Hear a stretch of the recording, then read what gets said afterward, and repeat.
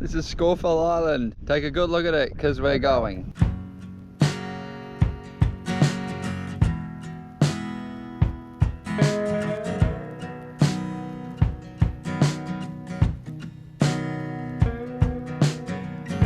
My name's Phoebe. I'm 25 and I should be the reason that you don't have a fringe while sailing.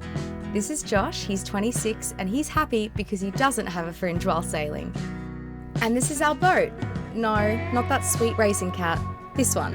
She's an Adams 35, her name is Bloom, and we've been cruising with her for the past 10 months. We're actually on our southward passage home now, starting at Dunk Island all the way back down to Ballina. This episode, we're sailing from Scawfell Island to Middle Percy to seek some sun, solace, and restore whatever fragments of sanity the passage there hasn't claimed. But with 61 nautical miles ahead of us, our minds aren't looking towards this island on the horizon. Today, it's all about the present, where our modest sailing knowledge from less than a year at sea is applied to the whims of the Great Big Blue. Hop aboard.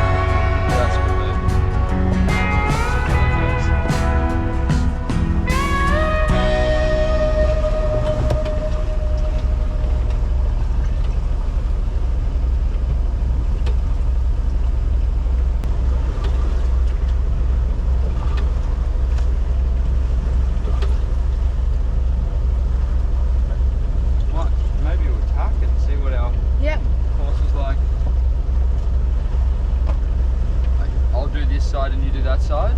That worked well last time. Okay. Just do 2 wraps around. Sure. I think that's a better. Spaghetti.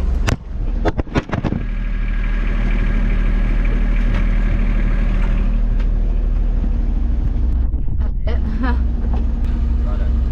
Right. Ready about? Ready about. Go for it.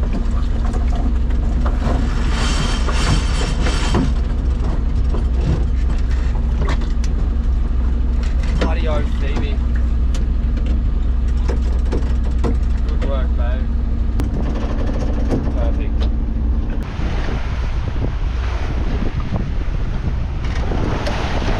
You closed that forward hatch, you guys opened it last night. No.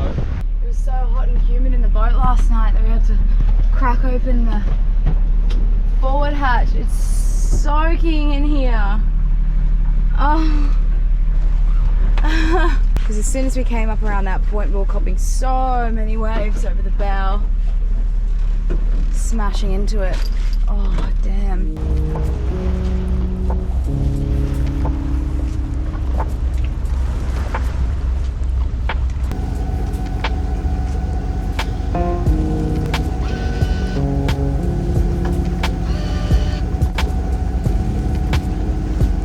So, you're not going to believe this, and if you do believe it, you're going to think I'm a bloody idiot for not being able to get it happening earlier, but right at not the end, we're not home yet. Yeah. It's the best part of the close. As the saying goes, the best time to plant a tree was 20 years ago. The second best time to plant a tree is now. So, what has happened is we've been motor sailing, and just as it happens, we've got some really nice east northeasterly winds this morning, which has meant we've been able to turn the motor off. We had to motor out of Scawfell and around the point there because there was some excessive currents around that area. There's about 12 knots of wind at the moment. We've got the boat set up pretty nicely, as in the sails are not really hard up onto the wind, but they're kind of spilling a little bit of wind, and it's quite well balanced. And we just turned the motor off and the auto help has been keeping up. Ah, well done, auto help. Everyone is happy. Phoebe's joyful. Sonya's actually not that bothered. We're overjoyed. So just sitting out here monitoring that, but it just feels nice to be sailing, not burning dinosaurs, and being able to be on a boat. I'm gonna actually spill a little bit more wind off the main. I think the wind's actually starting to come around a little bit more, even more to the north. So if you think I'm an idiot and incapable, then maybe you're right, because it's taken me a while, but this is what learning by doing is all about. I'm just wrapped. Really, really wrapped.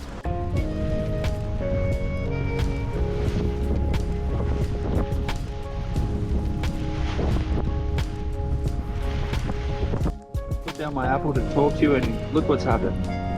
Been attacked by a savage.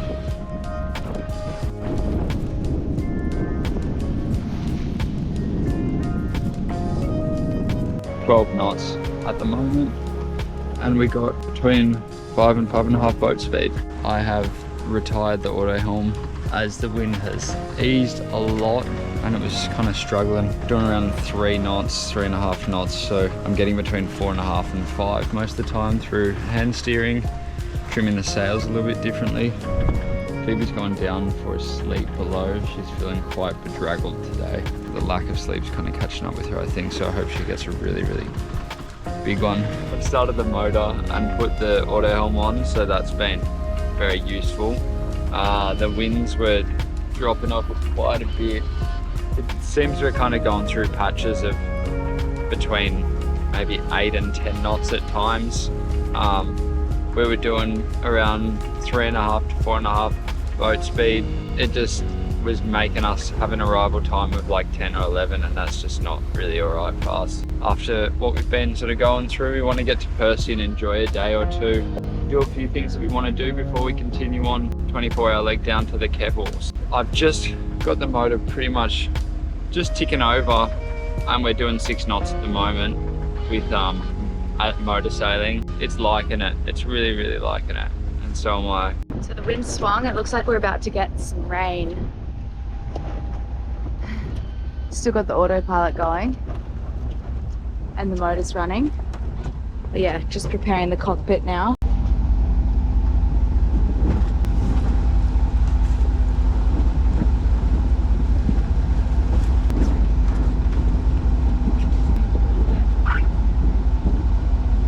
Here it comes.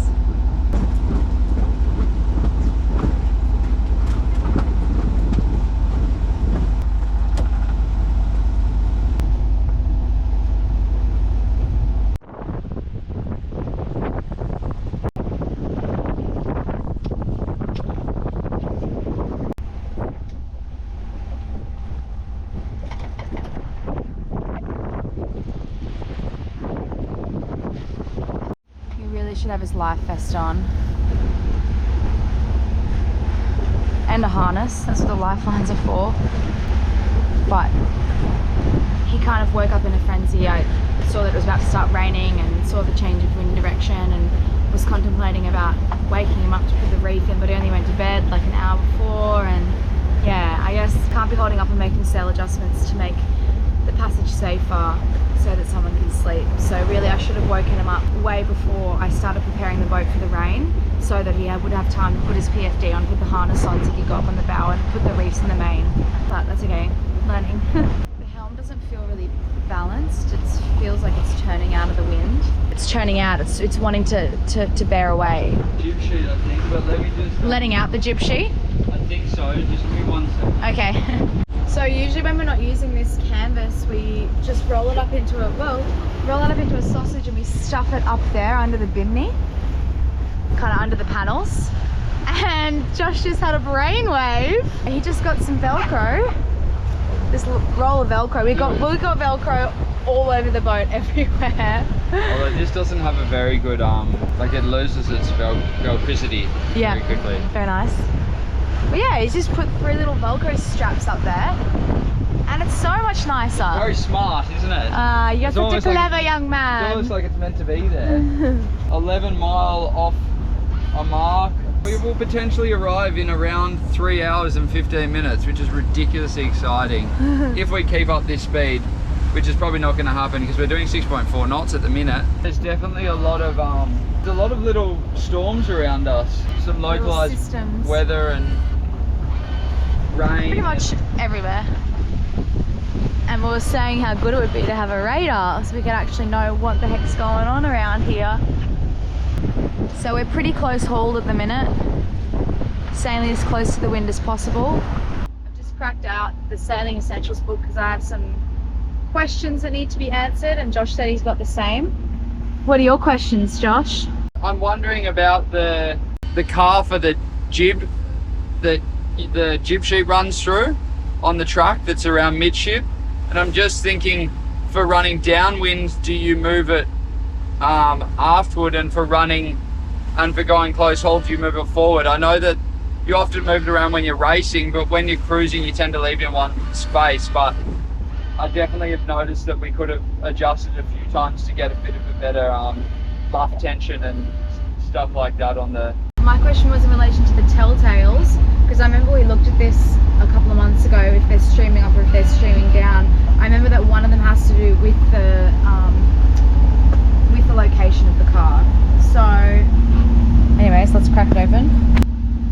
The windward telltale will lift when the sail is slightly undersheeted or when sailing too close to the wind. I swear I remember reading though that this had to do with the location of the turning block though. You move the block fore and aft when you're sailing upwind. When sailing offwind, move the lead forward to control the jib leach. What does that mean? Move the lead forward to control the jib leach. When you're going downwind, you move it forward to control the jib leach, which is the back end of the sail. So to give it either more tension or let it bellow up more. Well, it said move the lead forward, not move the block forward. But that is the lead. Yeah. You're leading the line through, so that is the block. So we need to aim to keep the slot even all the way up. The slot will be to open if the head sail is undersheeted or the main sail is oversheeted. If the jib sheet, this is where I was. If the jib sheet leads, if the blocks are too far aft, the top of the head sail will twist as shown here and power will be lost. Yeah. Is the top of our head sail twisted? I think it is. Yeah, a bit, not excessively. So our turning blocks need to come back. No, didn't it say the blocks are too far aft? The head sail. Oh yes. Fuck. Yeah, you get confused as shit. I'm sorry. Yes, they need to go forward. Yeah. So I was incorrect in saying earlier that we had weather helm because the boat wasn't rounding up, it was turning out of the wind. That's called lee helm. Lee helm. So one of the squalls did end up catching up to us. We've knocked the motor off and we're just sailing now and doing 6.5 knots. The rain showed up as well. But I think from memory, the worst part of the squall is that leading edge. That's where you get the strongest gusts. Yeah. So the fact that we've got the rain now, It's a good sign. Probably, touch wood. But yeah, we're still doing really great speed. Probably if we were a bit more, if I had a furl, I would have definitely furled up a bit of head sail. But I'm not really all that eager to go up there and do a sail change when we're close and the wind's a bit variable. So yeah, we'll just keep riding it out. I mean, it is light and we're going to be arriving just after dark, all going to plan. Rainy evening together, how lovely. Oh my god, when was our last rainy evening together? It would have been Early Beach a couple months ago. Oh no, rainy evening together in Grilla Bay. Oh yeah. If the rain stopped, do you want me to read to you? Read to me? Yeah. It's a bit windy though, I might not be able to hear you very well. Well, what if can you hear me? Okay, hold on, let me get my reading voice out. This is my reading voice. This is as loud as I will read to you when I'm reading to you. Can you hear me? I can hear you when you're using your reading voice. Okay. In October, the snow fell and melted, and the streets of Moscow were cold and wet.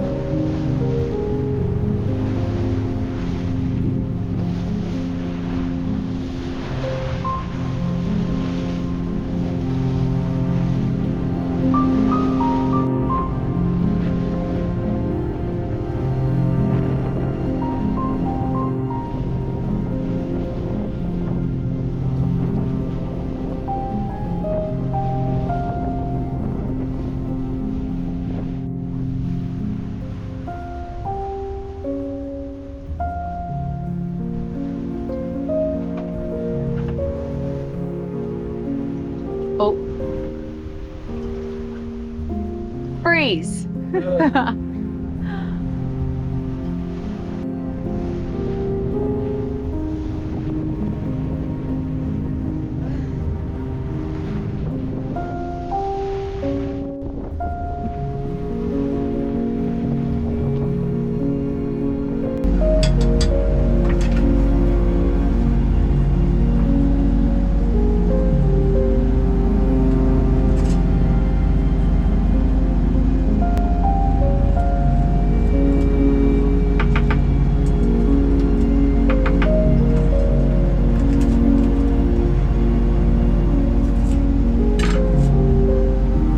It's 5:45 here. We've just passed the last island before the Percy, or Middle Percy, and we've gotten out of the green zone, so I've chucked both of our rods in, and we're gonna have a trawl from here and hopefully pick something up for dinner. The wind's dropped right out, probably only about 3 knots, if that, and we're just powering on through. This main's up, and probably realistically should get some sails down soon. I'll leave the main up right till we get there, but maybe the heady can come down. Have I told you how good it smells down here? That's the ramen broth. It doesn't look very good, but it tastes really good. That only took me like half an hour, and now I'm just gonna wash up and then we'll have a hot noodle soup. Oh! These smells coming out of this boat right now are insane. I'm out here the last hour of our passage. We've got 5 nautical miles to go. We're only doing 5 knots, so I'm gonna have to put up with these smells for an hour. Oh my God.